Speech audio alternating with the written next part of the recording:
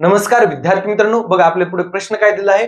5/8 मध्ये 5/8 किती वेळा मिळवावेत म्हणजे उत्तर 5 येईल. बघा विद्यार्थी मित्रांनो, काय म्हणते ते 5/8 मध्ये 5/8 किती वेळा म्हणजे गुणिले x. काय 5/8 गुणिले x मिळवावे म्हणजे उत्तर 5 येईल. विद्यार्थी मित्रांनो, हे इक्वेशन सॉल्व्ह करून आपल्याला x ची व्हॅल्यू काढता येते, पण त्याच्याऐवजी काय करायचं बघा, ह्या 5 मध्ये 5/8 आधी किती वेळा आहेत हे बघायचं. बघा मग काय करायचं, 5 भागिले 5/8 करायचं. बघा विद्यार्थी मित्रांनो, छेदाचा छेद म्हणजे काय असतो, अंशात गुणाकार करतो. हे छेदातले 8 वरी गुणाकारात जाणार, हे 5 5 कटणार. म्हणजे विद्यार्थी मित्रांनो, 8 काय 5 मध्ये 5/8 8 वेळा असतात. किती?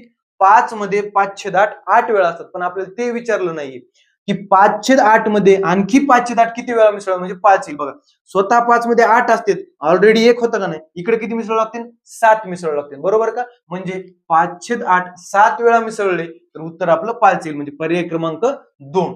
धन्यवाद.